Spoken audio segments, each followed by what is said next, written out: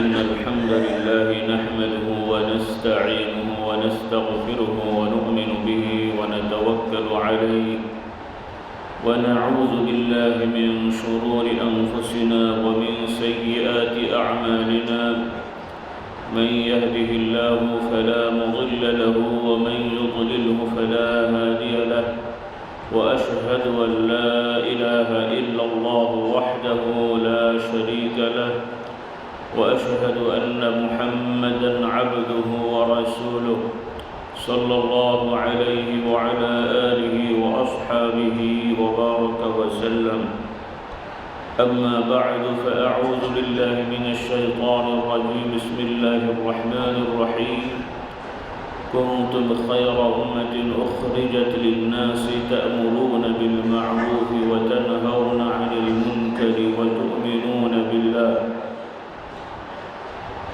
আল্লাহ রাব্বুল আলামিনের শানে আমরা শুকরিয়া আদায় করছি। তিনি আমাদেরকে সর্বোত্তম দিন জুমার দিনে আল্লাহর জিকিরের জন্য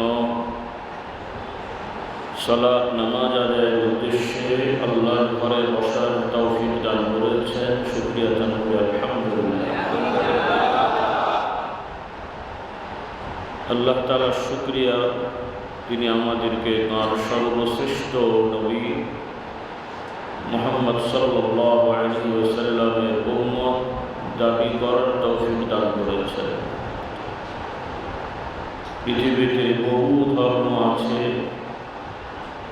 আমরা মুমিন মুসলিম বিশ্বাস করি মহান আল্লাহ রাব্বুল আলামিনের পক্ষ থেকে নির্ধারিত দিন ধর্ম হচ্ছে আল ইসলাম, যেটি মুহাম্মদ সাল্লাল্লাহু আলাইহি ওয়াসাল্লাম আমাদের কাছে পৌঁছে দিয়েছেন। এই বিশ্বাসটা আমাদের দৃঢ় হতে হবে।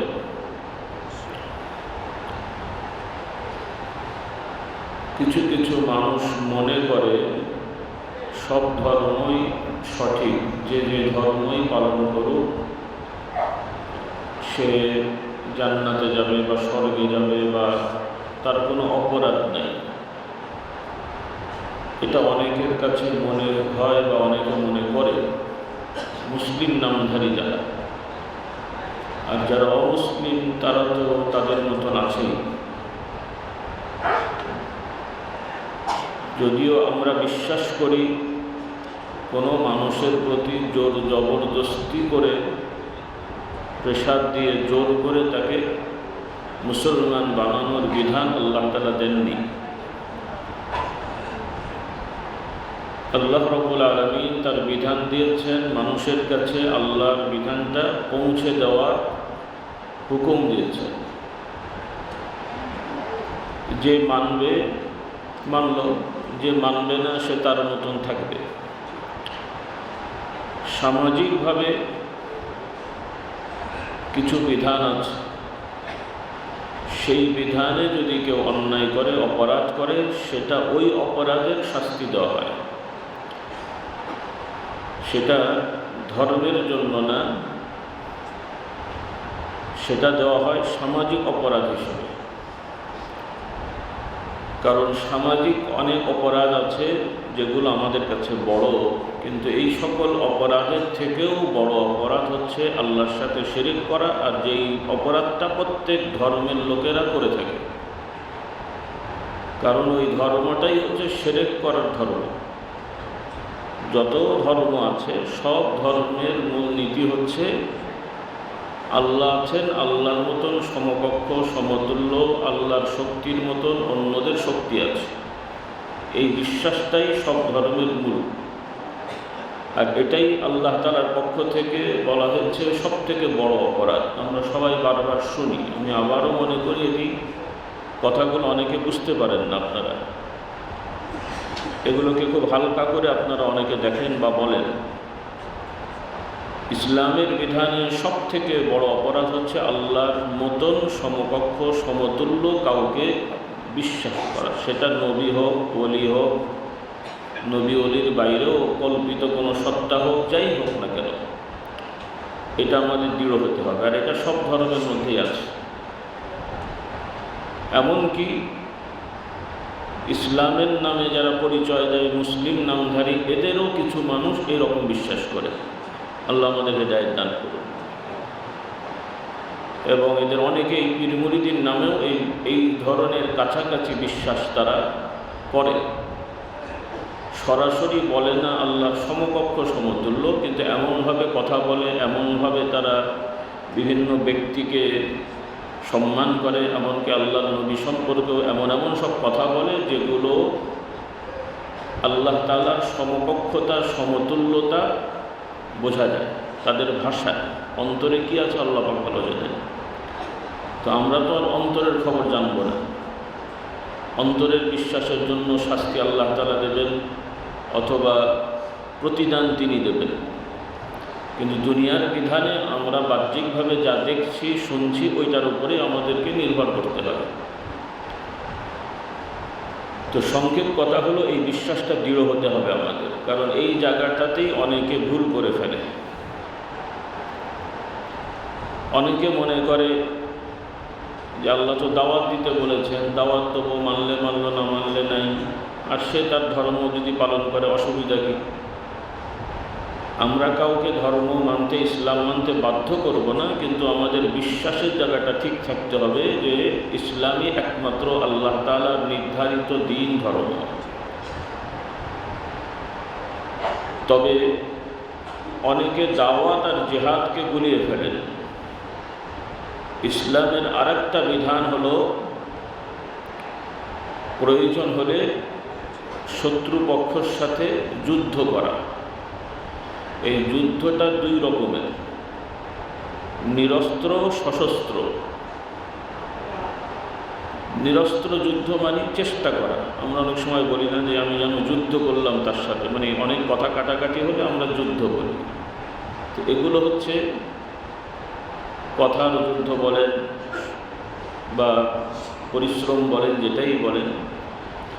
এই যুদ্ধকে আরবিতে দুটো শব্দ ব্যবহার করা হচ্ছে, একটা হলো কিতাল আর একটা হলো জিহাদ। জিহাদটা ব্যাপক অর্থ, অস্ত্র নিরস্ত্র দুটো রকমের পরিশ্রমকেই আরবিতে জিহাদ বলে। আর কিতাল হলো সরাসরি যেটাকে বাংলায় আমরা যুদ্ধ করি, সশস্ত্র। তো এই জিহাদ যুদ্ধ মানে অন্য ধরনের লোককে জোর করে মুসলমান বানানো না। জিহাদ যুদ্ধ করতে হয় কখন? যখন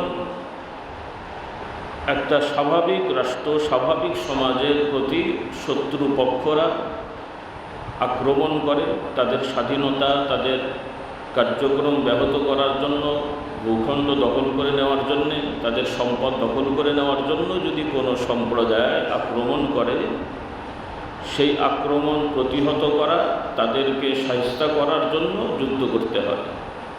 এটা শুধু ইসলামের কথা না, এটা আদিকাল থেকে বিভিন্ন সমাজে সভ্য অসভ্য মানুষ সবাই করে আসছে। এই যে বর্তমানেও পৃথিবীতে অনেক অমুসলিমরা যুদ্ধ করছে, ওরা কি জিহাদ করছে? হ্যাঁ, তো তারা কি এক গ্রুপ আর এক গ্রুপকে তাদের ধর্মে নেওয়ার জন্য যুদ্ধ করছে?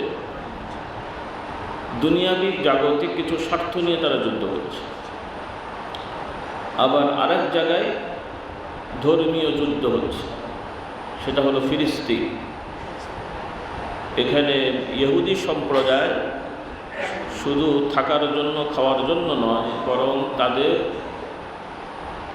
কল্পনা বা ধারণা যে এই ভূখণ্ড তাদের আদি বাপদাদার কাছে, ওইটাকে দখল করে তাদের ধর্ম ওখানে এস্টাবলিশ করতে হবে, প্রতিষ্ঠিত করতে হবে। এই জন্য ইহুদিরা এটাকে ধর্মযুদ্ধ হিসাবে গ্রহণ করেছে। আমরা মুসলমানরাও বিশ্বাস করি যে একটা সময় ওখানে তারা থাকলেও তারা তো বিভিন্ন জায়গায় আগেই চলে গেছে, পালিয়ে গেছে, কাজে এই জায়গা তো আর তাদের কোনো অধিকার নেই। মুসলমানগণ সেখানে স্বাভাবিকভাবে বসবাস করে, আবাদ করে এই ফিলিস্তিন রাষ্ট্র প্রতিষ্ঠা করেছেন, বা ওখানে হাজার হাজার বছর ধরে তারা আছেন। কাজে এটা তাদের অধিকার। এজন্য মুসলমানরা আগে ইহুদিদের সাথে যুদ্ধ করেনি, ইহুদিরাই এখানে দখল করার জন্য, মুসলমানদেরকে সরিয়ে মেরে ফেলার জন্য তারা চক্রান্ত করে আক্রমণ করেছে। সেটা প্রতিহত করার জন্য মুসলমানরা যুদ্ধ করেছে। রাসূলুল্লাহ সাল্লাল্লাহু আলাইহি ওয়াসাল্লাম মদিনা শরীফে যুদ্ধের অনুমতি পেয়েছেন কখন? যখন কাফের মুশরিকরা মদিনা শরীফে আক্রমণ করার জন্য এসেছিল। একটা হলো সরাসরি আক্রমণ, আর একটা হলো আক্রমণের চক্রান্ত করছে, জানতে পেরেছেন, সেখানেও প্রতিহত করা। এটাও নিয়ম আছে, আন্তর্জাতিকভাবে এটা স্বীকৃত। বড় বড় শক্তিশালী রাষ্ট্রগুলো এইটার অজুহাতে বিভিন্ন জায়গায় তারা হামলা করে, যে আমাদের বিরুদ্ধে ষড়যন্ত্র হচ্ছে, এই হচ্ছে, সেই হচ্ছে, আমরা জানতে পেরেছি, এই জন্য আগে থেকেই নস্যাৎ করছি। সত্য মিথ্যা আল্লাহ পাক জানে, তারা জানে। কিছু কিছু বোঝা যায় সত্য, কিছু কিছু বোঝা যায় মিথ্যা। অনেক সময় পাতানো খেলাও হয়, তাদের দোসরকে দিয়েই বিভিন্ন রকমের হট্টগোল করে তারা এই বাংলায় বলে গোলা পানিতে মাছ শিকার করার পায়তারা করে। তো আপনারা আলহামদুলিল্লাহ অধিকাংশ মানুষই বয়স্ক বুঝদার আছেন।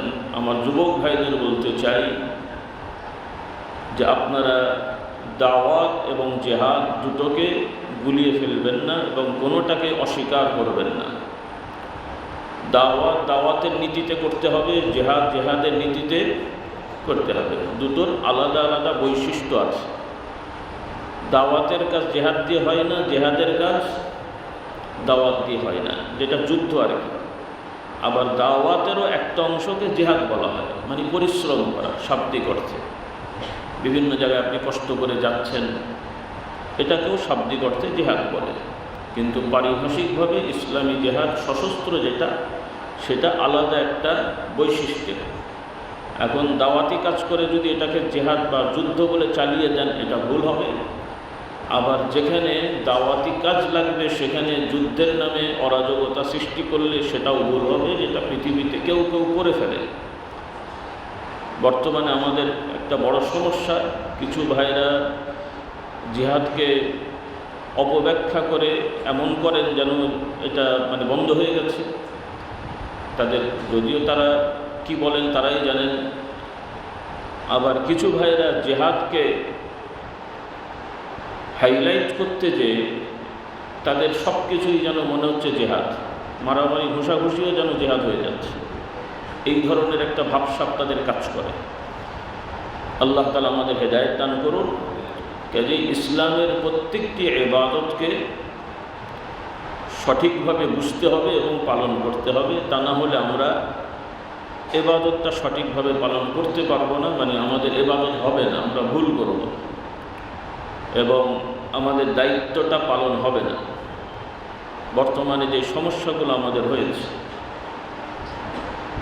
কারণ বাস্তবতায় যুদ্ধ তো পরের কথা, আমরা দাওয়াতি কাজই ঠিকমতো করতে পারিনি। দাওয়াতি কাজেই ঠিকমতো করতে পারিনি। এই যারা আমরা এখানে মসজিদে বসে আছি, সবাইকে বুকে হাত দিয়ে বলতে পারবেন আপনাদের মোটামুটি সবারই কম বেশি ছেলে মেয়ে আছে। অনেকেরই ছেলে মেয়েরা স্কুল কলেজে পড়ে প্রতিষ্ঠিত হয়ে গেছে বা এখনও পড়াশোনা করছে। আপনারা প্রত্যেকেই আপনাদের ছেলে মেয়েদের জন্য খাওয়ার ব্যবস্থা, জামার ব্যবস্থা, থাকার ব্যবস্থা সবই করেছেন। কিন্তু এই যারা মসজিদে ঠিকমতো আসেন, বুকে হাত দিয়ে বলতে পারবেন প্রত্যেকেই প্রত্যেকের সন্তানদেরকে ঠিকমতো নামাজ রোজা শিখিয়েছেন? বলতে পারবেন? পর্দা শিখিয়েছেন? বলতে পারবেন? তাহলে বাইরে যুদ্ধ করা তো দূরের কথা, নিজের ছেলেকেই সকালবেলা উঠে নামাজ পড়াননি, এরপরে কোরআন শেখাননি, নিজে বিয়ে করার সময় পর্দানিহীন বউ দেখেননি, নিজের মেয়েকে পর্দা করাননি, আর রাস্তায় যে স্লোগান দিচ্ছেন কোরআনের আলো ঘরে ঘরে চলো, জিহাদ করতে হবে। তো কথাটা কি সত্য হলো না মিথ্যে হলো? তো এটাও তো ভণ্ডামি হচ্ছে। মানুষকে ওয়াজ করে বেড়াচ্ছি, মানুষের ঘরে ঘরে যে নামাজের দাওয়াত দিচ্ছি, নিজের বাড়ির পর্দা থাকছে না, নামাজ থাকছে না, দাওয়াত হচ্ছে। ভালো কাজ করার চেষ্টা করছি, কিন্তু আমরা ফরজ বাদ দিয়ে নফল করলে অনেক সওয়াব হবে তো নাকি? এই জুমার নামাজ ফরজ করা কার? মসজিদে ঢুকে ফরজের আগে 4 রাকাত 6 রাকাত নফল পড়লেন, পড়তে থাকলেন নফল। এরপরে আরও নিয়ত করে বেশ কিছু নামাজ পড়লেন। জোহরের ওয়াক্ত হওয়ার পরে জুমার দিনে 8 রাকাত 10 রাকাত নফল পড়লেন, 2 রাকাত পড়েননি ফরজ। অসুবিধা হয়নি তো নাকি বলেন? এতগুলো পড়লেন যে, হ্যাঁ? আর আগে পরের কিছুই পড়লেন না, শুধু 2 রাকাত ফরজ পড়েছেন, খুতবাটা শুনেছেন। নামাজ হয়েছে না হয়নি? তো আমাদের অবস্থাগুলো ওরকম। অনেক নফল কাজ, ভালো কাজ ঠিক, কিন্তু এমনভাবে পালন করছি কিন্তু ওই বিধানের ফরজগুলো আমাদের ছুটে গেছে। তো এভাবে তো আমাদের ইবাদত হবে না। আমরা নিজেদের কাছে মনে করছি আমরা অনেক ইবাদত করছি, কিন্তু আল্লাহর বিধানে এটা হয়নি। এজন্য আমাদের ইবাদতগুলো, মানদণ্ডগুলো ঠিক করে নিতে হবে যে কি নিয়মে এগোতে হবে, কাকে দিয়ে শুরু করতে হবে। আল্লাহ তাআলা সব নবী রাসূলগণকে যত বিধান দিয়েছেন, মৌলিক বিধান, সব নবী রাসূলগণ নিজে পালন করে দেখিয়ে নিজের আত্মীয় স্বজন ছেলে মেয়েকে দাওয়াত দিয়েছেন। কারণ হেদায়েত তো নবী রাসূলগণ দিতে পারেন না, হেদায়েতকে দেন নবী রাসূলগণ। যদি বা ইসলামের বিধান যদি হতো যে বাধ্য করে মুসলমান বানাতে হয়, তাহলে তো নূহ আলাইহিস সালামের ছেলে তো কাফের হতো না, ওটাকে মেরে ধরে সাইজ করে তো মুসলমান মুখ দিয়ে পড়ানো যেত। রাসূলুল্লাহ সাল্লাল্লাহু আলাইহি ওয়াসাল্লাম কাফের মুশরিকদেরকে মেরে ধরে কলেমা পড়াতে পারতেন। তাদের অপশন দেওয়া হয়েছে। শত্রুপক্ষ যখন ধরা পড়েছে, কাফের মুশরিকেরা যুদ্ধের পরে, যুদ্ধকালীন সময়ে, হয় তারা মুসলমান হবে, তাহলে তো স্বাভাবিক। আর মুসলমান না হলে যেহেতু তারা অপরাধ করেছে, তখন শাস্তি দেওয়া হবে। এটা অমুসলিম হওয়ার কারণে না, অপরাধ করার কারণে। কি করার কারণে? অপরাধ করার কারণে। আমরা জানি আল্লাহ তাআলার আইন আছে। মানে অনেকে যুক্তি দেবে যে জেহাদে তো অমুসলিমকে হত্যা করা হয়েছে। অমুসলিম কেন? যদি বিশৃঙ্খলাকারী মুসলিম নামধারীয় কোনো গোষ্ঠী থাকে, তাদের বিরুদ্ধেও অস্ত্র ধরা ফরজ হয়ে যায়। আর ওই লোকগুলো যদি নামাজি রোজাদারও হয়, আর যদি সামাজিকভাবে অস্ত্র ধরে বিশৃঙ্খলা করা বা মানুষ হত্যা করার পায়তারা করে বা করে, ইসলামের বিধানে এদেরকেও শাস্তি দেওয়ার বিধান আছে। এটাও আপনাদের কাছে স্পষ্ট হওয়া দরকার। কারণ অনেকে মনে করে যুদ্ধ মানে শুধু অমুসলমান মারা, মানে জিহাদ মানে অমুসলমান মারা। আপনারা জানেন যে হযরত আলী রাদিয়াল্লাহু তাআলা আনহুর সময়ে, মানে ওসমান রাদিয়াল্লাহু তাআলার সময় থেকে ঝামেলাটা বেশি ছিল, মানে শুরু হয়েছে। হযরত আলী রাদিয়াল্লাহু তাআলা আনহুর সময় এটা অনেক বেড়েছে। মুসলিমদের মধ্যে একটা গোষ্ঠী আবির্ভাব হলো। তারা ইসলামের মৌলিক নীতি, আল্লাহর নবী যেভাবে শিখিয়েছেন, সাহাবারা যেভাবে আল্লাহর নবী থেকে শিখেছেন, এটার বাইরে তারা বোঝা শুরু করল। সেটা কি? আমরা জানি মানুষ মাত্র ভুল ত্রুটি হয়, বড় বড় অন্যায়, তবে স্পষ্ট কুফরি শিরকি কেউ না করে ফেললে এবং নিজেকে অমুসলিম ঘোষণা না করা পর্যন্ত অন্যান্য কবিরা গুনাহ যদি ব্যক্তিগতভাবে কেউ করে, এটা অন্যায়, এটা অপরাধ, কিন্তু তাকে এটার জন্য কাফের মুশরিক বলা হয় না বা তাকে মুরতাদ বলা হয় না। সে গুনাহগার, গুনাহ অনুযায়ী শাস্তি দেওয়া হবে। একজন চুরি করেছে, সে কি কাফের হয়ে গেছে? চুরি করেছে, ধরা পড়েছে, তার শাস্তি আছে। ব্যভিচার করেছে, ধরা পড়েছে, তার শাস্তি আছে। অন্যরকম একটা গুনাহ করেছে, শাস্তি আছে। আমরা বিশ্বাস করি সে যতক্ষণ নিজে দাবি করছে আমি মুসলমান এবং বলছে এটা অপরাধ, তারপরও সে করেছে, ইসলামের বিধানে আরবিতে বলে ফাসেক, সে সীমা লঙ্ঘনকারী, অপরাধী, গুনাহগার। এর অপরাধ অনুযায়ী শাস্তি আছে। আল্লাহর বিধানে চোরের শাস্তি হলো কি দেওয়া? হাত কাটা। অবিবাহিত ব্যভিচারকারী যদি হয়, অবিবাহিত হলে তাকে সাক্ষী প্রমাণ সহ ধরা পড়লে 100টা চাবুক দেওয়া, চাবুক। আর বিবাহিত ব্যভিচারকারী হলে তার শাস্তি হলো কি মৃত্যুদণ্ড দেয়। তো এই শাস্তিগুলো আছে। বিবাহিত লোকও আল্লাহ মাফ করুক, নারী পুরুষ ব্যভিচার করে সাক্ষী প্রমাণ সহ ধরা পড়লে উড়িয়ে দিলে হবে না। একজন বলল আর আপনারা মারামারি শুরু করলেন না, সাক্ষী প্রমাণ সহ যদি অপরাধী ধরা পড়ে তাকে শাস্তি দেওয়া হবে। তো মুসলমান অন্যায় করে ফেলে, এটা তার আমলের ত্রুটি, ইমানের দুর্বলতা, এটার জন্য সে কাফের না। ব্যভিচার করলে কাফের না, জেনা করলে কাফের না। কিন্তু তারা আমভাবে দাবি করলো যে এই রকম কিছু গুনাহটোনা করে ফেললে এক এক সময় এক এক মত। কেউ বলছে এরা কাফের হয়ে গেছে, মেরে ফেলতে হবে। কেউ বলছে এরা কাফেরও না, মুসলমানও না, মাঝখানে এদেরকেও হত্যা করতে হবে। তার মানে তারা আইনকে নিজের হাতে তুলে নিয়ে মুসলমান যারা পরিচয় দিচ্ছে গোনা করে ফেলেছে, অথবা কোনো সিদ্ধান্ত দিয়েছে যেটা তাদের কাছে ভুল মনে হয়েছে, তাদের কাছে মনে হচ্ছে ভুল, কিন্তু মুসলমানরা বুঝে শুনেই দিয়েছেন, তারা তাদেরকে দাবি করলো এরা কাফের হয়ে গেছে, এদেরকে হত্যা করতে হবে। ঐতিহাসিকভাবে এদেরকে খারেজি সম্প্রদায় বলে, আরবিতে খাওয়ারেজ বলে, ইংরেজিতে খাওয়ারিজম বলে। মানে এখনও ওই ধরনের সংগঠিত দল না, কিন্তু এক ধরনের বিশ্বাস যেটা ভুল বিশ্বাস। তো এদেরকেও মানে এই ধরনের বিশ্বাসীদেরকেও সরাসরি আমরা কাফের বলি না। হযরত ওসমান আলী রাদিয়াল্লাহু আনহু এদেরকে কাফের বলেননি, কিন্তু এরা যেহেতু অস্ত্রশস্ত্র নিয়ে মুসলমানদেরকে হত্যা করছে এবং অনেক সাহাবীদেরকেও তাদের মতে সে কাফের হয়ে গেছে বলে হত্যা করেছে, এই ধরনের সন্ত্রাসী কর্মকাণ্ড করার কারণে আলী রাদিয়াল্লাহু আনহু তাদের বিরুদ্ধে যুদ্ধ ঘোষণা করেন। প্রথমে তাদের সাবধান করেন, নোটিশ দেন, সতর্ক করেন, ফিরে না আসার কারণে তাদের সাথে যুদ্ধ করেন এবং তাদের যারা অপরাধী তাদেরকে মৃত্যুদণ্ড দেওয়া হয়। আর যুদ্ধে তো অনেকে মারা গেছে। এই যে যাদেরকে হত্যা করা হলো, মৃত্যুদণ্ড দেওয়া হলো, এদেরকে কিন্তু আলীও রাদিয়াল্লাহু আনহু বলেননি এরা কাফের হয়ে গেছে, মুশরিক। এরা বিশৃঙ্খলাকারী, এরা দোষী, অপরাধী। মুসলমান, নামাজি, রোজাদার, ইবাদত বন্দেগী বাহ্যিকভাবে সুন্দর, কিন্তু ভুল বুঝে বিভ্রান্ত আকীদার কারণে তারা সমাজে বিশৃঙ্খলা করেছে। এজন্য তারা মুসলমান হলেও তাদের বিরুদ্ধে অস্ত্র ধরা ফরজ হয়ে গেছে।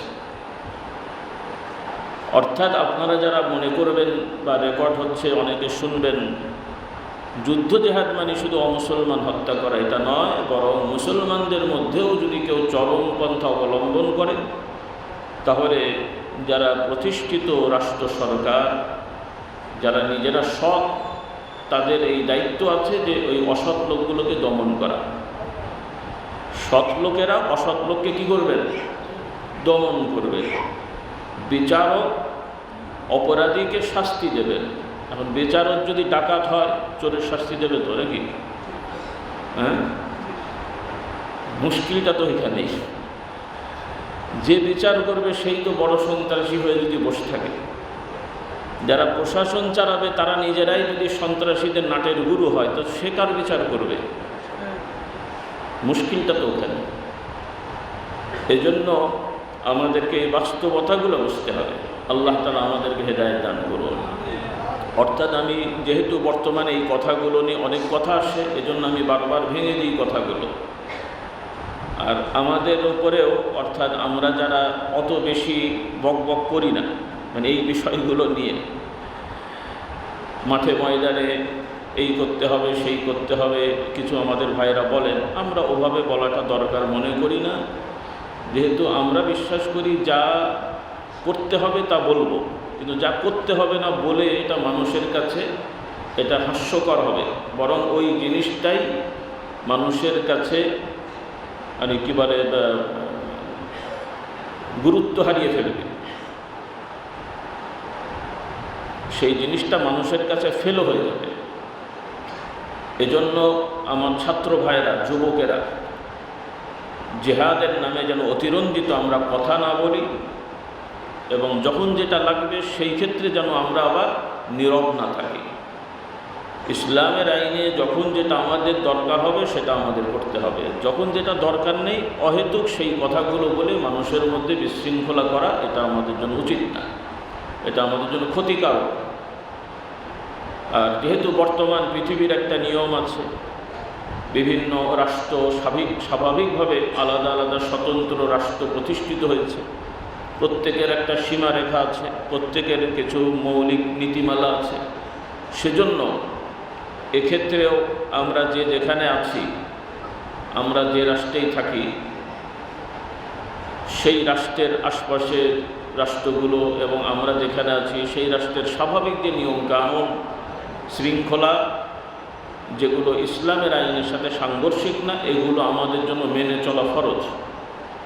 এখানে জিহাদের নাম করে বেপরোয়া হয়ে কথাবার্তা বলা, অন্যদের ব্যাপারে কি বলে অবান্তর উক্তি করা, এগুলো আমাদের সবার জন্য ক্ষতিকারক। এর সাথে একটা বিষয় আমরা পরিষ্কার করে দিই, যদিও বর্তমান পৃথিবীতে আমরা বিভিন্ন রাষ্ট্রের নাগরিক হয়ে বসবাস করছি, কিন্তু আমরা মুমিন মুসলমান হিসেবে এই রাষ্ট্রের সীমারেখার মধ্যে সীমাবদ্ধ আমরা নই। আমরা বিশ্বাস করি এই পৃথিবীর সহ সকল জগৎ আল্লাহর সৃষ্টি। মানুষ যেহেতু আল্লাহ পৃথিবীতে পাঠিয়েছেন, তাদেরকে আমরা এই পৃথিবীর সর্ব জায়গায় স্বাধীনভাবে বিচরণ করব। যার যেখানে রিজিক আছে সে সেখানে থাকবে, ব্যবসা বাণিজ্য কাজকর্ম করবে, এখানে বাধা দেওয়ার কারো অধিকার নাই। এটা হলো ইসলামের মূল নীতি, যেটা আমরা বিশ্বাস করি, যেটাকে বর্তমানে বিশ্বায়ন বলা হয়। হ্যাঁ, যার যার এলাকা শাসন সে করবে, এখানে আমরা কারো প্রতি চড়াও হব না, কারো জিনিস জবরদখল করতে যাব না। গণ্ডগোলগুলো তো হয় ওখানেই, যে আপনি এক জায়গায় বসবাস করছেন, আপনার জমি জায়গা আছে, আমরা যে যদি দখল করতে যাই, এখানে কেউ বসে থাকবে নাকি? এই যে এটা ফিলিস্তিনে হচ্ছে, ওখানে জায়গার অভাব নেই, তারা একটা সাইডে বসবাস করছিল, তারা তো আশ্রয় নিয়ে ওখানে এসেছিল। এগুলো ইতিহাস তো আপনারা জানেন, আজকে আর এগুলো বলার আমার সময় নেই বা দরকার নেই। তারা এসেছিল আশ্রয় নিতে, আশ্রয় পেয়েছিল তারা, সেখান থেকে এখন দখল করা শুরু করেছে। তো ইসলাম তো আমাদেরকে তো আল্লাহ তাআলা জবরদখল করা শেখাননি। রাসূলুল্লাহ সাল্লাল্লাহু আলাইহি সাল্লাম মক্কা শরীফ থেকে দলবল নিয়ে মদিনা শরীফ দখল করেননি। মক্কা শরীফও তিনি আরেকজনের বাড়ি দখল করেননি, বরং রাসূলুল্লাহ সাল্লাল্লাহু আলাইহি ওয়াসাল্লামের বাড়ি কাফের মুশরিকেরা দখল করে রেখে দিয়েছিল। আল্লাহ রাসূল বিদায় কি বলে ফাতে মক্কার সময় তিনি সেই বাড়ি আবার পুনর্দখল করেননি। তিনি তাবু খাটিয়ে হযরত খাদিজা রাদিয়াল্লাহু তাআলার কবরের কাছাকাছি অবস্থান করেছেন, আবার যেমনকার তেমন চলে এসেছেন। আর এখানে জবরদখলের তো কিছু নেই, কারণ মক্কা শরীফের সবই তো তাদের বংশের, এটা তার জোর করে দখল করেননি।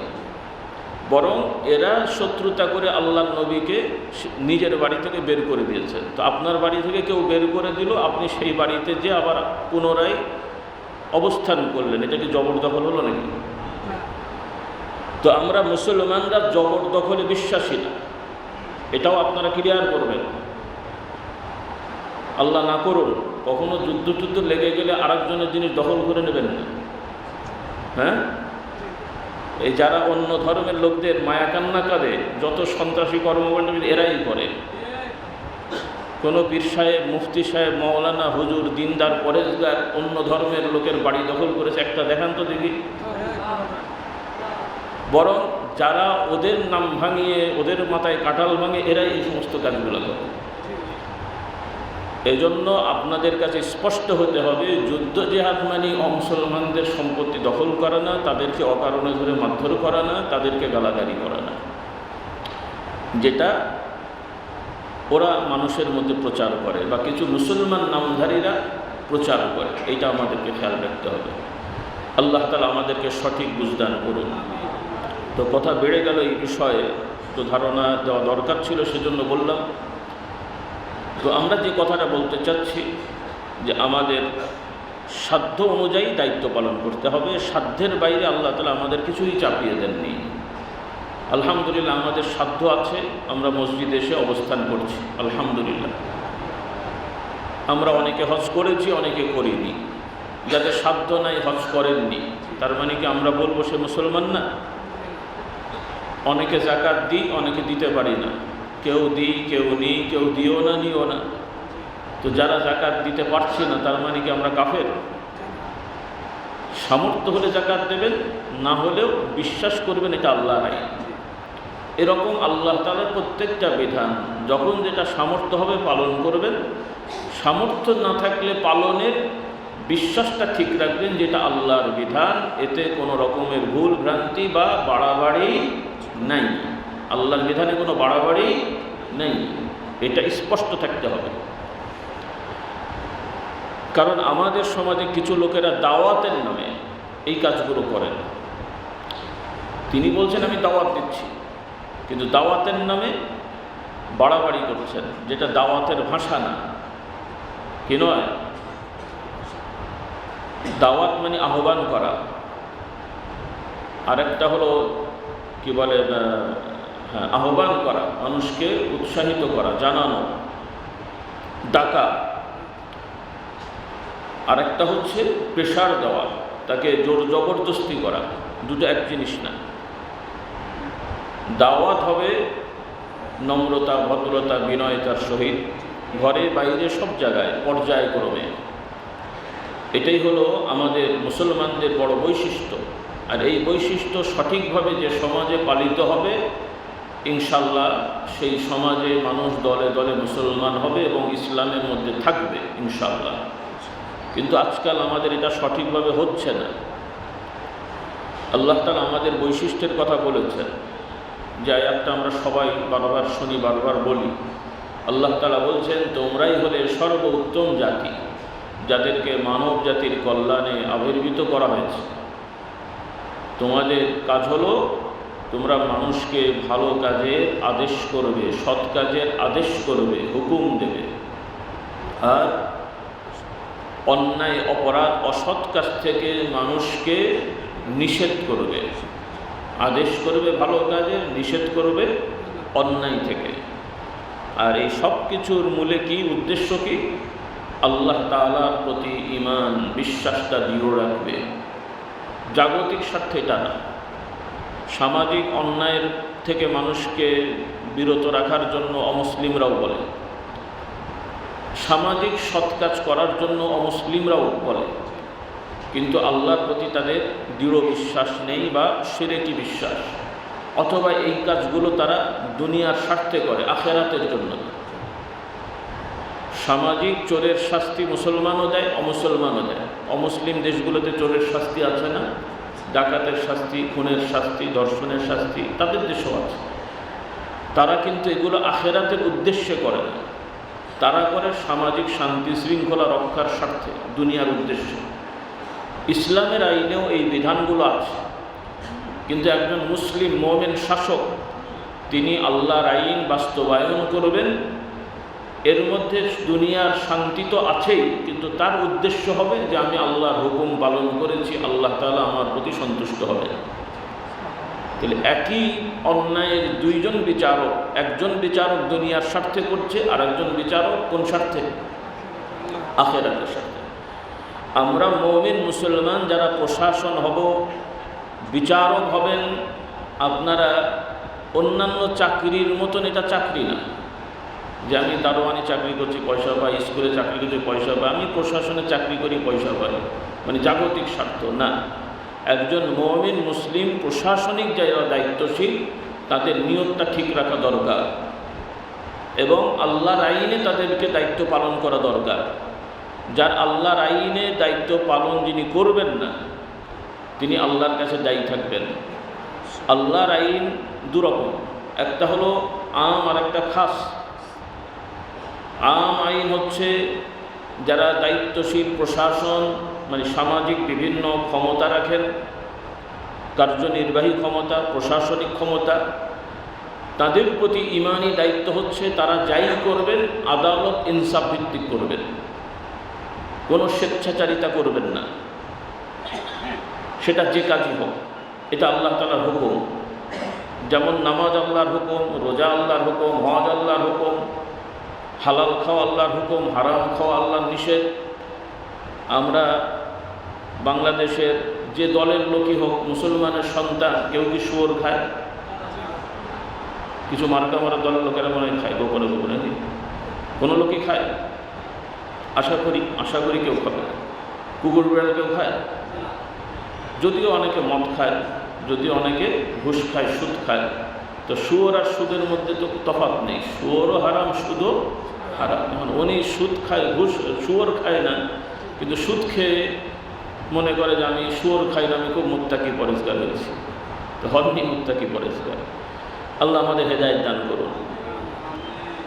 তো অবশ্যই এটা ভালো যে আপনি শুয়োর খান না, আমরা বলছি না শুয়োর খেতে। শুয়োর যেমন খান না, আমাদের অনুরোধ সুদটাও ওইভাবে বাদ দেন। শুয়োর যেমন খান না, ওইভাবে মদটাও বাদ দেন। এইভাবে সব হারামগুলো বাদ দেন। আল্লাহ আমাদের হেদায়েত দান করুন। তো ওইভাবে নামাজ রোজা যেমন আল্লাহর হুকুম, হজ যাকাত যেমন আল্লাহর হুকুম আপনারা পালন করছেন, তো আপনি যে দায়িত্বেই আছেন, আপনার বিচারশালী সিদ্ধান্তের ক্ষেত্রে অবশ্যই আপনি ইনসাফ করবেন, আদালতের সহিত রায় দেবেন, মানে আদালত প্রতিষ্ঠা করবেন।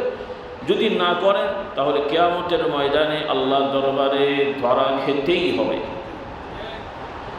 কারণ আল্লাহ তাআলা বলছেন, তিনি তোমাদেরকে হুকুম দিয়েছেন, ইন্নাল্লাহা ইয়া'মুরুকুম আন তু'আদ্দুল আমানাতি ইলা আহলিহা ওয়া ইযা হাকামতুম বাইনান নাসি আন তাহকুমু বিল আদল। আল্লাহ তাআলা বলছেন, তিনি তোমাদেরকে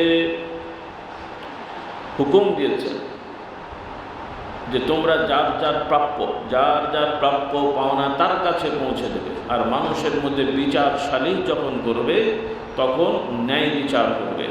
এটা যত সিদ্ধান্ত হতে হবে ন্যায় সিদ্ধান্ত নিতে হবে। এখানে স্বেচ্ছাচারিতা, স্বজনপ্রীতি করা, দলীয়করণ করা, সেটা ইসলামী দল হোক আর সাধারণ দল হোক, হুজুর হন আর সাধারণ লোক হন, কারো জন্য এটা হালাল না। একজন পীর সাহেব, হুজুর, মৌলানা, ইসলামের নামেও যদি আপনি এই বেইনসাফি করেন, সরকার রাষ্ট্র বাদ দেন, একটা ছোট্ট প্রতিষ্ঠানেও যদি আপনি অযোগ্য লোককে নিজের লোক হিসেবে বসান, এটাও আপনি বেইনসাফি করেছেন। এই ধরনের বেইনসাফি আমাদের রগে রগে আছে। আপনার ব্যক্তিগত টাকা পয়সা কাকে দেবেন না দেবেন সেটা আপনার স্বাধীনতা আছে, কিন্তু যেটা সামাজিক প্রতিষ্ঠান, মানুষের অনুদানে চলে, সেখানে স্বেচ্ছাচারিতা করা,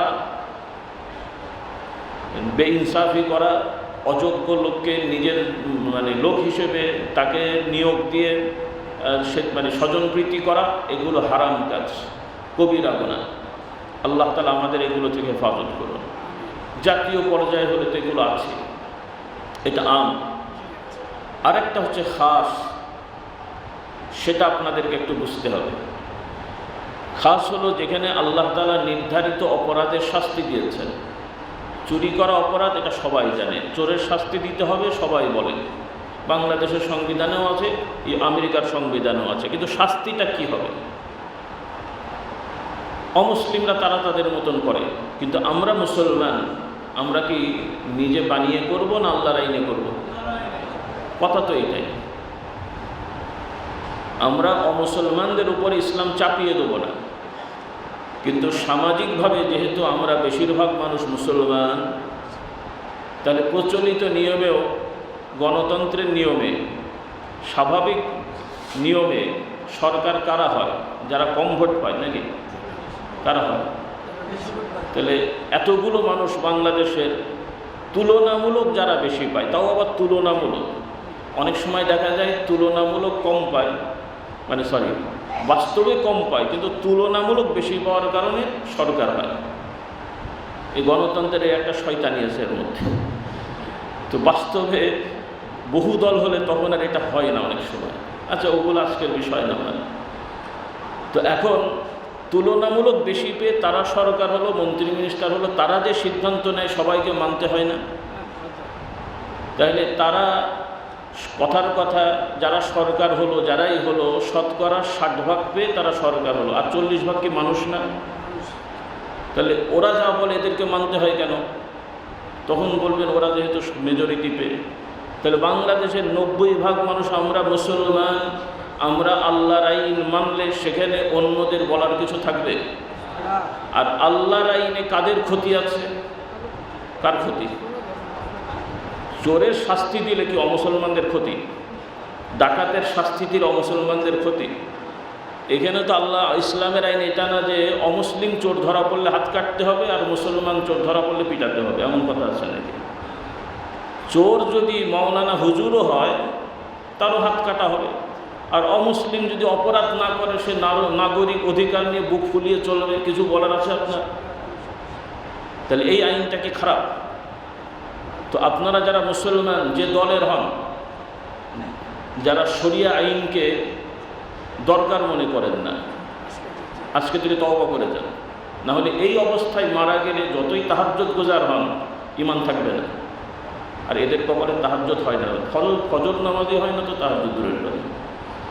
কথার কথা বলছি, কারণ অনেকেই শরিয়া আইনটাকে মেনে নিতে পারে না, পালন করতে পারছেন না, সেটা দুর্বলতা। কিন্তু আপনি যদি মনে করেন যে এই শরিয়া ইসলামের আইনটা মানে দরকার নেই, বা বর্তমানে এটা আগে দরকার হলো এখন নেই, নাউজুবিল্লাহ, তাহলে ওনারা পাশ কাটায়। আগে বিশেষ কারণে দরকার ছিল, এখন আর সেটা নাই, নাউজুবিল্লাহ পড়ে। আল্লাহর আইন দরকার নাই এটা কখনোই হতে পারে না। আর আল্লাহর আইন না থাকার কারণেই তো এখন আমাদের চোর মহোদয়, মাননীয় চোর, কত রকম চোর আমাদের আছে। এখন তার শুধু ছেঁচড়া চোর নেই, মাননীয় চোর, চোর মহোদয়, তাই তো বলতে হয় আমাদেরকে, তাই না? বড় বড় চোর। যদি এইরকম হাত কাটার আইন থাকতো আর এই চোর মহোদয় গেজাত না হতো, ওই ছেঁচড়াগুলোই থাকতো না। বাবা কচু ভর্তা দিয়ে ভাত খাবো, তাও আমার চুরি করা দরকার নেই, এটা বাস্তব। আল্লাহর আইনে যদি পর্দা পুশিদা হতো তাহলে এত ধর্ষণ বাড়ত না। ধর্ষণকারীদেরকে যদি আল্লাহর আইনে শাস্তি দেওয়া হতো তাহলে মানুষ ধর্ষণ করা তো দূরের কথা, মেয়ে মানুষ দেখলে বাঘ ভাল্লুকের মতো আগে থেকে দূরে সরে যেত, যে আমার কোন বিপদ না হয়। এটা বাস্তব। এজন্য আপনারা কবে পারবেন, আমরা কবে পারবো সেটা আমাদের বিষয় না, কবে কি হবে কেউ জানি না। এই যে এখন যা হয়েছিল 2 মাস আগে কেউ কল্পনা করেছেন হবে? কাজে কখন যে কী হবে আল্লাহ ভালো জানে। কিন্তু আমাদেরকে চেষ্টা করতে হবে, বিশ্বাস ঠিক রাখতে হবে, আল্লাহর আইনই আমাদের জন্য চূড়ান্ত। আলহামদুলিল্লাহ। আমি শুধু চোরের হাত কাটলেই হবে না, কারণ আমরা যেভাবে আমাদের স্বভাব হয়ে গেছে, কারণ এই কথার কথা আল্লাহ না করুন, আল্লাহ না করুন। বর্তমান এই পরিস্থিতিতে যদি এই আইনগুলো খাতা কলমে চলেও আসে তাও বাস্তবায়ন হবে না, হওয়ার সম্ভব কঠিন। কারণ আমরা এত বেশি মিথ্যে কথা বলি, তখন যে চোর না তার নামে চোরই বলা হবে, তো আর এক মুশকিল হবে। আল্লাহ তাআলা হয়তো সেজন্যই দেয়নি, কারণ আল্লাহ তাআলা তার বিধানকে অপমানিত করবেন না ইনশাআল্লাহ। আমাদের যারা যেন আল্লাহর বিধানের অবমাননা না হয়, আল্লাহ আমাদেরকে হেদায়েত দান করুন। এই জন্য সবাইকে আমি জাস্ট একটা উদাহরণ দিলাম এভাবে, কারণ এখন রাষ্ট্রীয়ভাবে সুদ স্বীকৃত, যদিও কথার কথা তারা বলছে আমরা তো কাউকে সুদ খেতে বাধ্য করি না। এখন রাষ্ট্র যখন একটা জিনিসকে অনুমোদন দেয় তখন সেটা বাধ্য করা লাগে না, অটোমেটিক মানুষ ওর সাথে জড়িয়ে যায়। তো সেজন্য আর এই সুদ ভিত্তিক অর্থ ব্যবস্থা বাদ দিলে কারো ক্ষতি নেই, এখানে অমুসলমানেরও ক্ষতি নেই, মুসলমানেরও ক্ষতি নেই। আমাদের অনুরোধ থাকবে যারা অর্থনীতিবিদ আছেন, অর্থ ব্যবস্থাপনা নিয়ে সিদ্ধান্ত দেন, আপনারা রাষ্ট্র পরিচালনা করেন, যারা মুসলমানের সন্তান, আপনারা নিজেদেরকে মুসলমান দাবি করেন, আপনারা ইসলামের অর্থ ব্যবস্থা নিয়ে গবেষণা করেন, তুলনা করেন, এবং রাতারাতি না পারলেও পর্যায়ক্রমে ইসলামের আইনে বিধানে যেন অর্থ ব্যবস্থাপনা ব্যাপকভাবে প্রচলন হয়, যাতে মানুষেরা এই সুদের খপ্পর থেকে বেঁচে যায়। এই চেষ্টাটা আমাদের সবার করা দরকার, যে দলেরই হন। আল্লাহ তাআলা আমাদেরকে তৌফিক দান করুন। হ্যাঁ, কিছু কিছু ব্যাংকিং সেক্টরে এগুলো চেষ্টা করা হয়েছে, কিন্তু মুশকিল হয় আমাদের স্বভাব যদি ঠিক না হয়, ভাই আইন কানুন দিয়ে কি করা যায় নাকি? আল্লাহ আমাদের হেদায়েত দান করুন। সেজন্য এই বিষয়গুলো আমরা লক্ষ্য রাখবো। কথা অনেক বেড়ে গেল, তো সংক্ষেপ বলি ভাইরা, আল্লাহ তাআলা আমাদেরকে হুকুম দিয়েছেন আমরা সমাজে তো দাওয়াত দেবই, কিন্তু শুরু করতে হবে পরিবার দিয়ে। আমরা আজকে থেকে ওয়াদা করব, নিয়ত করব আল্লাহর কাছে যে আমাদের প্রত্যেকের ছেলে মেয়েকে আমাদের সাধ্য অনুযায়ী দ্বীন ইসলাম শিখাবো, এবং আমাদের প্রত্যেকটা ছেলে মেয়ে যাতে নামাজি, পর্দানিশীল, হালাল হারাম বাছ বিচার করার মতন মানসিকতা তৈরি হয়। হারামগুলো যেন তারা জানতে পারে, হালালগুলো যেন জানতে পারে, এই চেষ্টাটা আমাদের সর্বোপরি করার চেষ্টা করবো ইনশাআল্লাহ। আল্লাহ তাআলা আমাদেরকে তৌফিক দান করবে। এর পাশাপাশি পর্যায়ক্রমে বাড়ি ঘর, আত্মীয় স্বজন, এটা আমাদের মৌলিক জিনিস, এবং এতে আমরা আরও শিখে নেবো। আমি তার অল্প সময় সব বলতে পারছি না। কি পদ্ধতি আল্লাহ নবী শিক্ষা দিয়েছেন, বারবার আপনারা শুনেছেন, হুজুররা বলেন, কিন্তু আফসোস যে আপনারা এটা খেয়াল করেন না। আল্লাহ নবী বলেছেন, তোমাদের সন্তানদের যখন বয়স 7 হবে তখন থেকে নামাজের হুকুম দাও। মাত্র ধরতে বলেননি, 7 থেকে 10, 4 বছর ধরে শুধু বুঝাবেন, ট্রেনিং দেবেন, উৎসাহ দেবেন, একটু ঘুষ দেবেন, কি বলেন, টাকা পয়সা, জামা কাপড় ইত্যাদি দিয়ে দিয়ে তাদেরকে উৎসাহিত করবেন।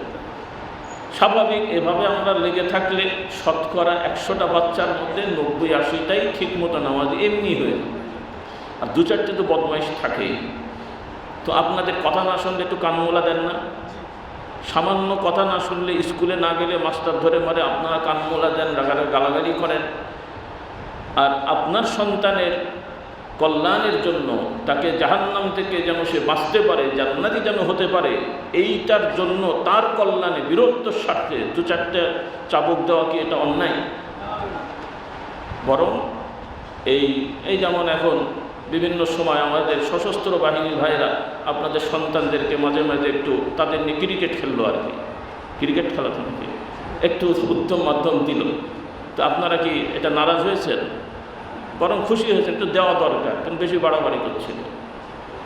তাহলে এটা তো স্বীকৃত, আপনারাও তো দেন। তাহলে দুনিয়ার দুষ্টুমির জন্য এগুলো করতে পারেন, আর আপনার সন্তান জাহান্নামী হবে সেটা থেকে বাঁচানোর জন্য একটু উত্তম মাধ্যম দেওয়া কি অন্যায়?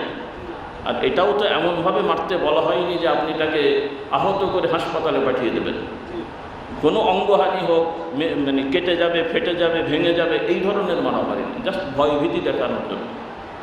এরপরেও যদি বাড়াবাড়ি হয়, সেটা তো আর বাংলাদেশে নাই, সেটা হলো সংশোধন সেল বলে, সেটা থানায় থাকবে, সংশোধনের জন্য তাকে বন্দি রাখা হবে, খাওয়ানো হবে, যেমন সবই হবে, কিন্তু মানুষ থেকে আলাদা করে আটকে রাখা হবে। নির্যাতন না। ইসলামে ন্যায় বিচার আছে, অপরাধীকে শাস্তি দেওয়ার কথা আছে, কিন্তু নির্যাতন করার অধিকার কারো নেই। কিন্তু বর্তমানে শাস্তির নামে নির্যাতন করা হয়, আর মানবতার নামে অপরাধীদেরকে ফুলের মালা দেওয়া হয়। বড় মানে আমাদের অবাক লাগে। আইনের শাসনের নামে নিরীহ মানুষকে ধরে নিয়ে যে নির্যাতন করা হয়েছে, এটা নাকি আইনের শাসন। আর বড় বড় অপরাধী, স্বীকৃত অপরাধী, তাদেরকে বেকসুর খালাস দিয়ে দেওয়া হচ্ছে, এটার নাম আইনের শাসন। আপনারা একটু বিবেককে প্রশ্ন করেন, যারা যেই হয়ে থাকেন, যারা অন্যায়কে প্রশ্রয় দেবেন, অন্যায়ের সাথে থাকবেন, দুনিয়াতেও লাঞ্ছিত হতে হবেই, আখেরাতে তো হবেই, এতে কোনো সন্দেহ নেই। এজন্য আমরা কোনো অপরাধীর সঙ্গী না হই, সহযোগী না হই। আল্লাহ আমাদেরকে হেদায়েত দান করুন। আর কথা বাড়াচ্ছে না, জুমার দিন আজকে 2 দিন ব্যাপী আমাদের তালিমি মাহফিল হলো। যেহেতু মানুষের ব্যস্ততা বেশি, আনুষঙ্গিক প্রেক্ষাপটের কারণে আমরা একটু সংক্ষেপ করেছি। অনেকে বেশি সময় থাকতে পারেন না, বেশিরভাগ আমাদের ভাইরা বয়স্ক মানুষ, এই জন্য একটু সংক্ষেপ করা হয়েছে। জুমার মাধ্যমে শেষ হয়ে যাবে আজকে তালিমি মাহফিল। আপনারা ইনশাআল্লাহ জুমার সালাত আদায় করে এই কয়েক মিনিট একটু বসবেন, আপনাদের মেহমানদারি পৌঁছে দেওয়া হবে।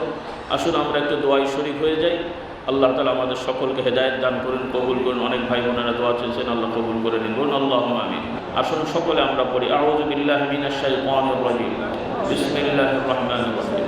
আল্লাহুম্মা আনতা রাব্বি লা ইলাহা ইল্লা আনতা খালাকতানি ওয়া আনা আবদুকা ওয়া আনা আলা আহদিকা ওয়া ওয়া'দিকা মাসতাতা'তু আউযু বিকা মিন শাররি মা সানা'তু আবু'ু লাকা বিনি'মাতিকা আলাইয়া ওয়া আবু'ু বিযামবি ফাগফির লি ফাইন্নাহু লা ইয়াগফিরু যুনুবা ইল্লা আনতা। আয় আল্লাহ তাআলা, আমি সকল গুনাহ হতে, শিরকি বেদাতি, জানা অজানা, ছোট বড়, ইচ্ছাকৃত অনিচ্ছাকৃত সকল গুনাহ হতে তওবা করছি। আল্লাহ তাআলা কবুল করে নিন। আল্লাহুম্মা আনতাস সালাম ওয়া মিনকাস সালাম তাবারাকতা ইয়া যাল জালালি ওয়াল ইকরাম। রব্বুল আলামিন, মুসাফির হালতে তোমার দিন আপনার দরবারে হাত তুলেছি, আমাদের সকলের গুনাহ খাতা মাফ করুন। আমাদের বাবার দিক, মায়ের দিক, শ্বশুর শাশুড়ি, আত্মীয় স্বজন, ঊর্ধ্বতন পূর্বপুরুষ যারা কবরবাসী হয়ে গেছে সবাইকে মাফ করে দেন। খাস করে যে যে বিষয় নিয়ে দোয়া চেয়েছেন, অনেকে আমাদের ভাই বোনেরা অসুস্থ, জটিল রোগে আক্রান্ত অথবা অসুস্থতায় ভুগছেন, রোগ শনাক্ত হয়নি, আপনি সব কিছুই দেখছেন, জানছেন। যারা অসুস্থতায় ভুগছেন পূর্ণাঙ্গ সুস্থতা দান করুন, রোগ ব্যাধি থাকলে সেটাও সুস্থতা দান করুন। খাস করে যাদের সন্তানাদের এই নেক সন্তানের ব্যবস্থা করুন। পারিবারিক ছেলে মেয়েদের নিয়ে অশান্তি আছে, দয়া করে আপনি অশান্তি দূর করে দেন। বিশেষ করে পৃথিবীব্যাপী অরাজকতা, জুলুম অবিচার চলছে, দয়া করে সকল জুলুম অবিচার থেকে আমাদের হেফাজত করুন। আল্লাহ আপনার হুকুমে আল্লাহ আমাদের ভাই বোনেরা যেন আর হত্যা না হয়, আমাদের ভাই বোনেরা জুলুমের শিকার না হয়। আল্লাহ আপনি দ্রুত আমাদের ফিলিস্তিন রাষ্ট্রকে আল্লাহ স্বাধীন সার্বভৌম একটা শান্তিময় রাষ্ট্র করার ব্যবস্থা করে দেন। এই জালিমগুলোকে আল্লাহ আপনি ধ্বংস করে দেন। আল্লাহ এই শত্রুগুলোকে নেজ গুটিয়ে পালানোর ব্যবস্থা করে দেন। খাস করে যে দেশে আমরা বসবাস করছি, আল্লাহ এই দেশের প্রতি রহম করুন, নাজিল করেন। এই দেশে যারা রাষ্ট্রীয় দায়িত্ব পালনে রয়েছেন সবাইকে আল্লাহ আপনার ভয়, আখিরাতের ভয় দিয়ে তাদেরকে সততার সহিত, ন্যায় নীতির সহিত দায়িত্ব পালন করার তৌফিক দেন। যারা জুলুম অবিচারের সাথে লিপ্ত ছিল, আল্লাহ তাদেরকে উন্মুক্ত করে দিয়ে তাদের কঠিন শাস্তির ব্যবস্থা করে দেন। আল্লাহ এই দেশের প্রতি রহম করুন, নাজিল করেন। আমাদের পরবর্তী প্রজন্মের জন্য আল্লাহ একটি সুন্দর, স্বাধীন, নিরাপদ এবং দিনদার, পরেজগার সমাজ গড়ার আল্লাহ ব্যবস্থা করে দেন। আল্লাহ আমাদের সবাইকে সত্যবাদী বানিয়ে দেন, হিংসামুক্ত হৃদয় বানানোর তৌফিক দেন, মানুষের কল্যাণকামী হওয়ার তৌফিক দেন, সকল অকল্যাণ থেকে আমাদের হেফাজত করেন। আল্লাহ ইমানদার হিসেবে ইমানি ভ্রাতৃত্বে আবদ্ধ হওয়ার তৌফিক দেন। আল্লাহ আপনার জন্য, আপনার জন্যে মানুষের প্রতি ভক্তি, ভালোবাসা, আপনার জন্য মানুষের সাথে আল্লাহ শত্রুতার ব্যবস্থা করে দেন। আল্লাহুম্মা ইন্নাকা আফুউন কারীমুন তুহিব্বুল আফওয়া ফা'ফু আন্না। ربنا آتنا في الدنيا حسنة وفي الآخرة حسنة وقنا عذاب النار. يا حي يا قيوم برحمتك نستغيث أصلح لنا شأننا كله ولا تكلنا إلى أنفسنا طرفة عين. اللهم صل على سيدنا ومولانا محمد النبي الأمي وآله وأصحابه وبارك وسلم. سبحانك اللهم وبحمدك أشهد أن لا إله إلا أنت أستغفرك وأتوب إليك. سبحان ربك رب العزة عما يصفون وسلام على المرسلين والحمد لله رب العالمين.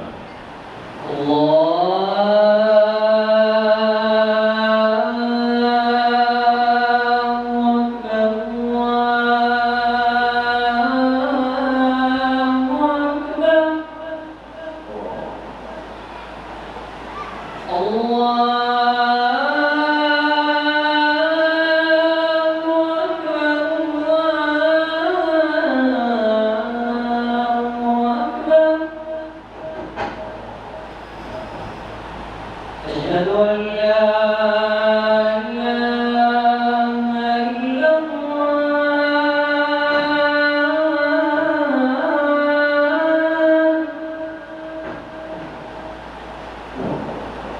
أشهد أن لا إله إلا الله.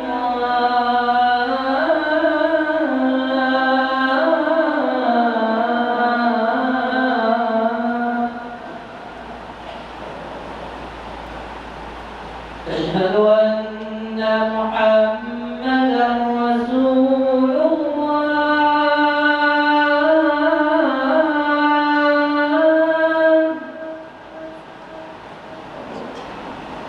أشهد أن محمدا رسول الله.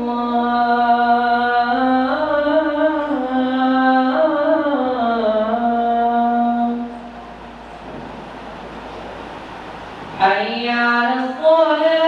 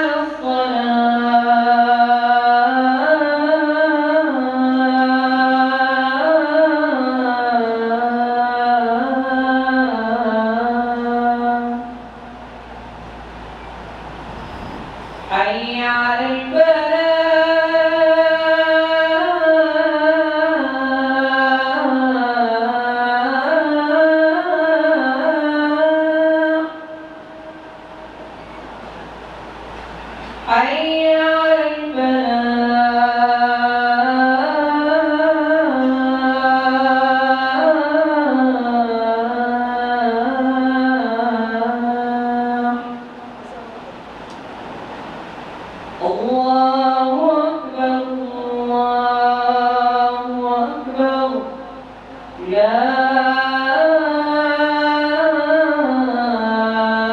إله إلا الله.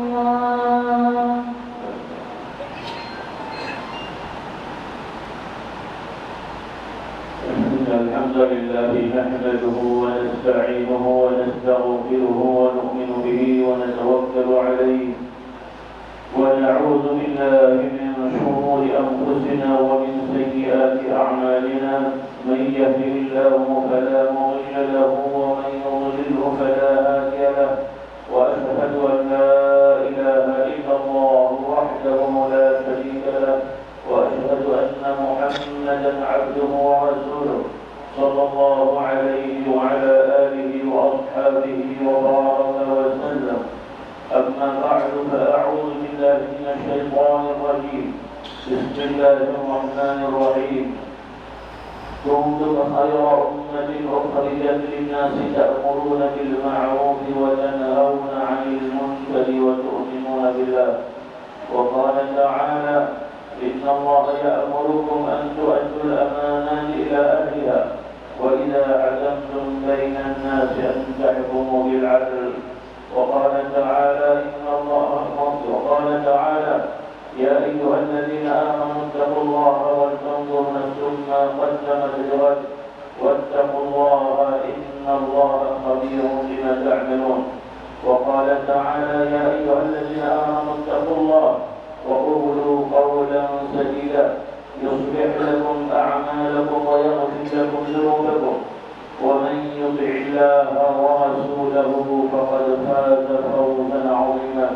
وقال النبي صلى الله عليه وسلم: ألا كلكم راع وكلكم مسؤول عن رعيته.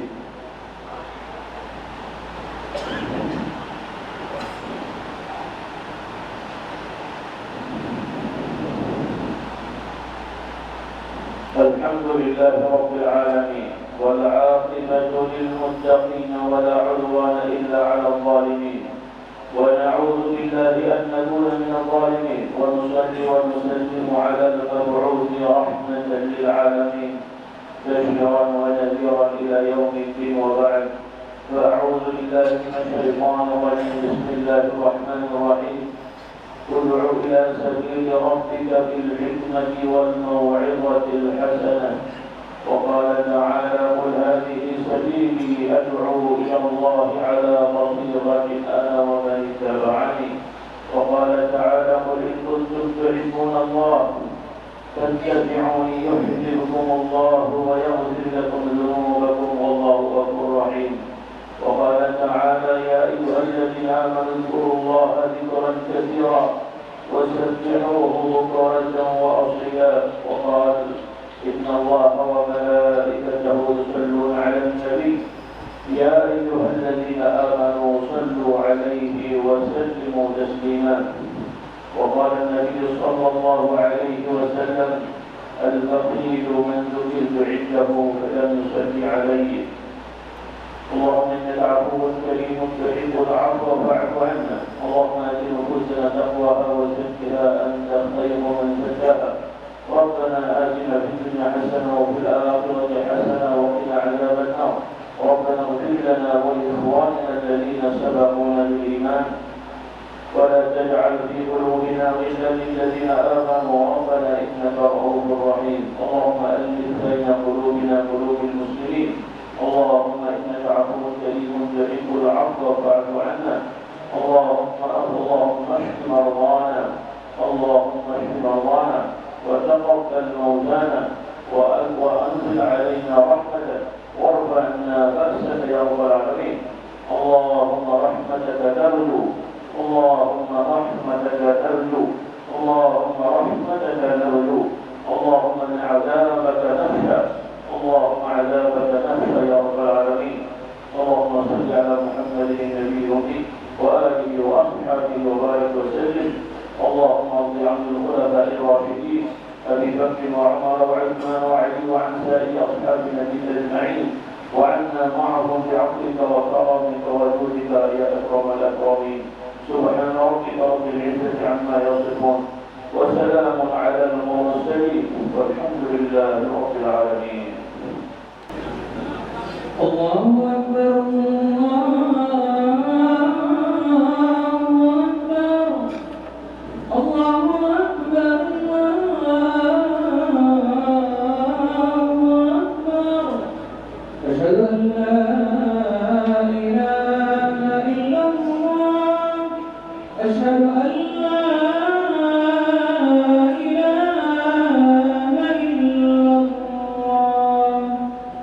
أشهد أن محمدا رسول الله أشهد أن محمدا رسول الله حي على الصلاة حي على الصلاة حي على الفلاح حي على الفلاح قد قامت الصلاة قد قامت الصلاة الله أكبر الله أكبر لا إله إلا الله الله أكبر.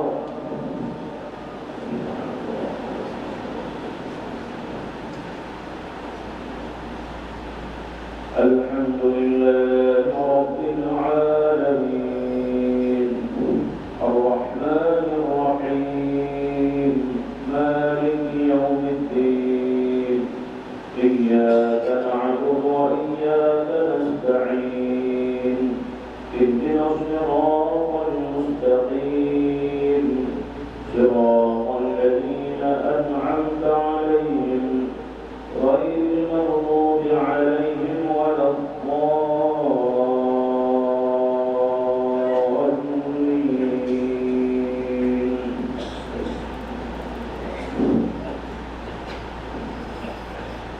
سبح اسم ربك الأعلى الذي خلق فسوى والذي قدر فهدى والذي أخرج المرعى فجعله غثاء أحوى سنقرئك فلا تنسى إلا ما شاء الله إنه يعلم الجهر وما يخفى ونيسرك لليسرى فذكر إن نفعت الذكرى سيذكر من يخشى ويتجنبها الأشقى الذي يصلى النار الكبرى ثم لا يموت فيها ولا يحيا قد أفلح من تزكى وذكر اسم ربه فصلى بل تؤثرون الحياة الدنيا والآخرة خير وأبقى إن هذا لفي الصحف الأولى صحف إبراهيم وموسى. الله أكبر.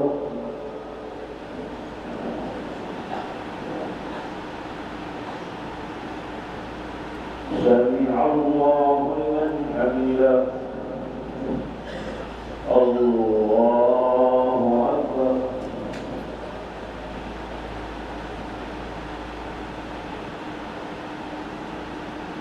الله أكبر. الله أكبر.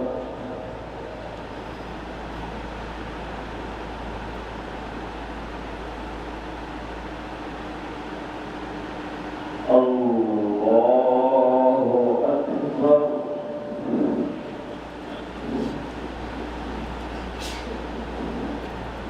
الحمد لله رب العالمين الرحمن الرحيم مالك يوم الدين إياك نعبد وإياك نستعين اهدنا الصراط المستقيم صراط الذين أنعمت عليهم غير المغضوب عليهم ولا الضالين.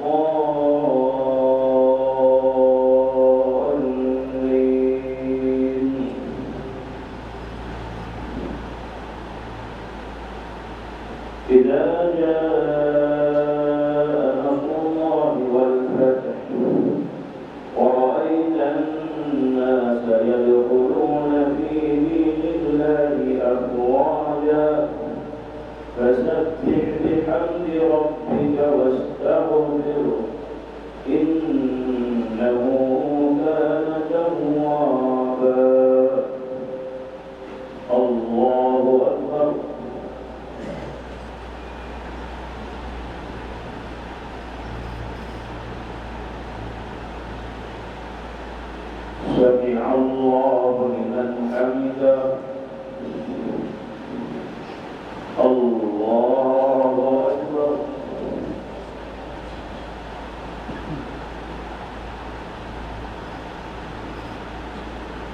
الله أكبر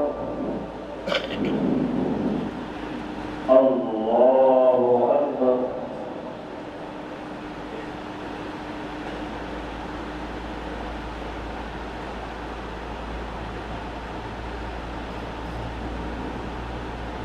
الله أكبر